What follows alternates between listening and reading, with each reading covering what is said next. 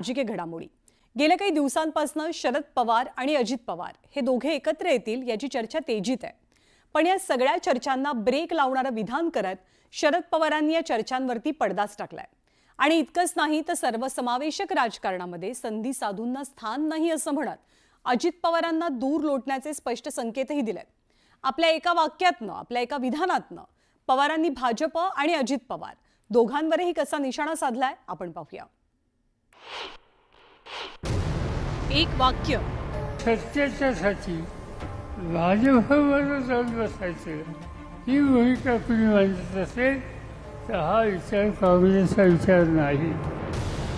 एक संदेश, कुणाशी संबंध ठेवा पण भाजपशी संबंध हा काँग्रेसचा विचार असू शकत नाही। आणि दोनही राष्ट्रवादींच्या संभाव्य एकीला ब्रेक। थोरले पवार आणि धाकटे पवार एकत्र येणार का या चर्चांना शरद पवारांच्या एका विधानामुळे फुल स्टॉप मिळालाय। एकीकडे महानगरपालिका निवडणुकीचे पडघम वाजू लागलेले असताना दोन्ही राष्ट्रवादीच्या एकत्रीकरणाच्या चर्चांना जोर आलेला। पालिका निवडणुकीत पवार काका पुतण्यांचा पक्ष एकत्र येणार का याबद्दलचे राजकीय तर्कवितर्क लढवले जात असतानाच थोरल्या पवारांनी हा राजकीय बॉम्बगोळा टाकला। त्यामुळे संभाव्य एकीच्या चर्चेला आता सुरुंग लागलाय। पवारांच्या या वक्तव्यामुळे आगामी पालिकेत काका पुतण्याची युती काही होत नाही याचे संकेत मिळाले। पण पवारांच्या विधानाचा नेमका अर्थ काय हे समजून घेण्यापूर्वी त्यांचं विधान आपण ऐकूया।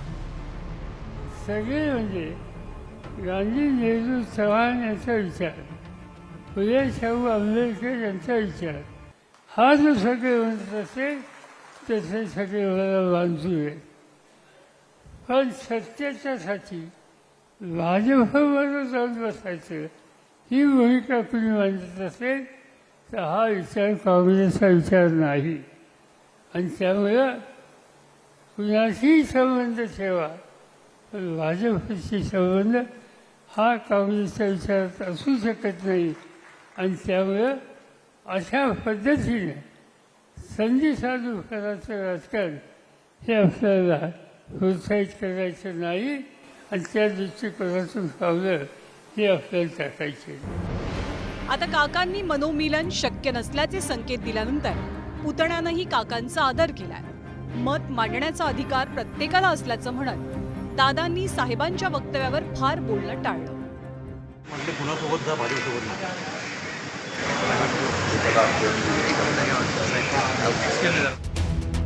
जास्त आधी नाही पण 2च दिवसांपूर्वी सुप्रिया सुळेंनी आगामी काळातल्या युतीबाबत सूचक विधान केलं होतं। पालिका निवडणुकीत भाजप वगळता आघाडीसाठी सर्वांचं स्वागत असं त्या म्हणालेल्या।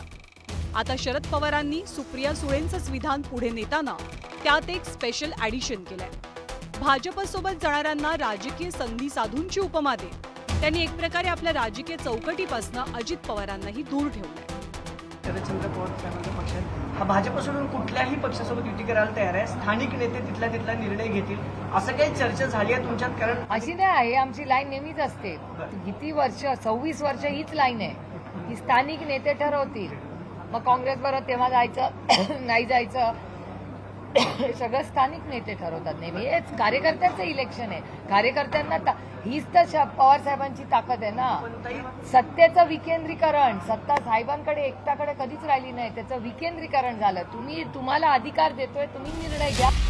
एकीकडे शरद पवारांनी आगामी पालिकेसाठी आपली भूमिका क्लिअर केली आहे तर दुसरीकडे ठाकरेंच्या शिवसेनेनं सुद्धा भाजपच येत्या निवडणुकीत स्पर्धक क्रमांक 1 असेल हे ठामपणे सांगितलंय, ज्याची झलक ठाकरेंच्या आणि संजय राऊतांच्या बोलण्यात नाही दिसली।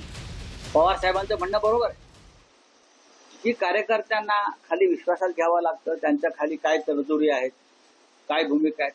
आणि शिवसेनेच्या बाबतीत सुद्धा आम्ही तीच भूमिका घेतलेली आहे की प्रत्येक महानगरपालिका हद्दीतला धोरण वेगळं असू शकतं। मुंबईत वेगळा असेल, ठाण्यात वेगळा असेल, कोणाबरोबर जाय। आमचा मुख्य शत्रू जो आहे हा भारतीय जनता पक्ष आणि त्यांच्याबरोबरचे असलेले हे सगळे टपोरी टोळ्या, त्याच्यामुळे आम्ही त्यांचा पराभव करण्यासाठी कोणाची मदत।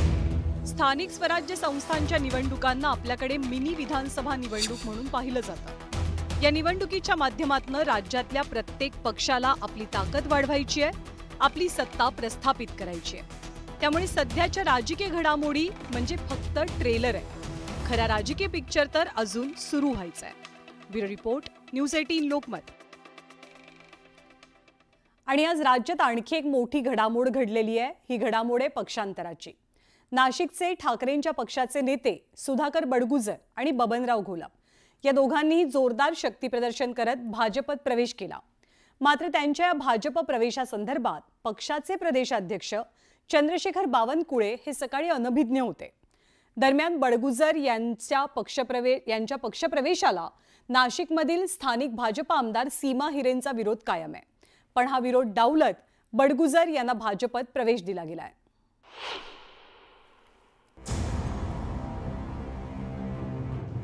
सुधाकर बडगुजर अखेर भाजपवासी. विरोधानंतरही पक्षप्रवेशाचा घाट. आधी प्रवेशावरनं संभ्रम, मग प्रवेश. भाजपचे प्रदेशाध्यक्ष चंद्रशेखर बावनकुळेच अंधारात होते. सुधाकर बडगुजरच्या पक्षप्रवेशाबद्दल मला कुठलीही माहिती नाही. तर भाजपचे कार्यकारी अध्यक्ष रवींद्र चव्हाणांना कसलीच कल्पना नव्हती. या सगळ्या गोष्टी ज्या आहेत ना त्या गुलदस्त्यात असतात. त्यामुळे गुलदस्त्यात असणाऱ्या गोष्टी ज्या आहेत त्या थोड्या गुलदस्त्यात राहणं पण फार गरजेचं असतं. त्याचं झालं असं की नाशिकमधील ठाकरेंच्या शिवसेनेचे 2 नेते सुधाकर बडगुजर आणि बबन घोलप यांचा भाजप प्रवेश निश्चित झाला.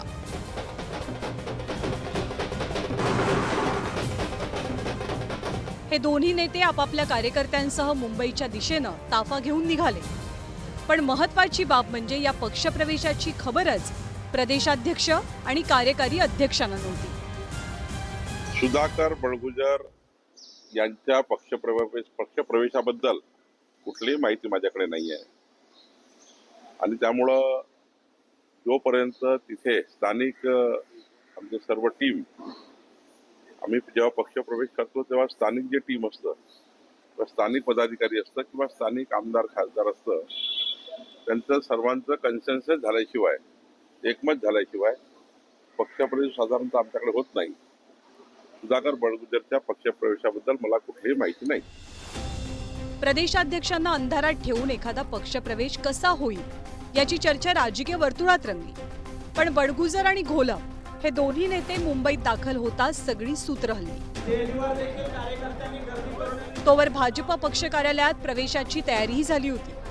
कारण या पक्षप्रवेशाची सगळी सूत्र मंत्री गिरीश महाजनांच्या हातात होती.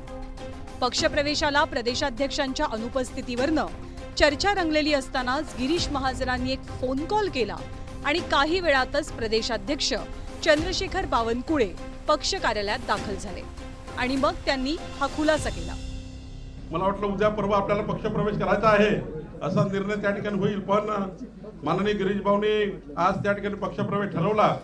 खरं तर मी आणि रवी चव्हाणजी नंतर आम्हाला त्या ठिकाणी हा पक्षप्रवेश ठरल्यानंतर शेवटी पक्षप्रवेश हा उद्या किंवा परवा असा विषय होता.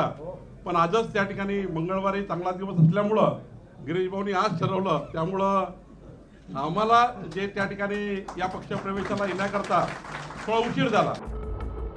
सुधाकर बडगुजर आणि बबनराव घोलप यांनी भाजपत का प्रवेश केला याचं कारणही यावेळी सांगितलं. पक्षासाठी जे काम केलं, परंतु अचानक नीतीने हाला घातला आणि माझ्यावरती कारवाई केली. पण ज्या पक्षाने माझा अनादर केला त्या पक्षाला मी सांगू इच्छितो की महापालिकेच्या निवडणुकीमध्ये दूध का दूध, पाणी का पाणी होईल. मी केवळ बडगुजरचा अपमान झाला, तो चांगला प्रामाणिक कार्यकर्ता, त्याला काढून टाकलं म्हणून मी त्याच्याबरोबर आलेलो आहे. आणि आमच्यासारख्या ज्येष्ठांचा सुद्धा सन्मान होत नाही. आणि मग अशा ठिकाणी कशाला राहायचं. सुधाकर बडगुजर यांचा भाजप प्रवेश झालेला असला तरी भाजपच्या नाशिकच्या आमदार सीमा हिरे यांनी विरोध दर्शवलेला. पण त्यांच्या विरोधानंतर सुद्धा बडगुजरांना पक्षप्रवेश दिला गेलाय. सुधाकर बडगुजर यांच्या भाजप प्रवेशाला भाजपच्या स्थानिक नेत्यांचा विरोध काही लपलेला नाहीये. आणि त्यामुळेच की काय बडगुजरांच्या पक्षप्रवेशाच्या वेळी प्रदेशाध्यक्ष आणि कार्यकारी अध्यक्ष यांना अंधारात ठेवण्यात आलं होतं अशी चर्चा ही राजकीय वर्तुळात आहे. पण या पक्षप्रवेशासाठी गिरीश महाजन आग्रही असल्याचं दिसलं. पण या मुद्द्यावरनं बरंच राजकीय नाट्यही रंगलं. लक्ष्मण घाटोळसह ब्युरो रिपोर्ट, न्यूज 18 लोकमत.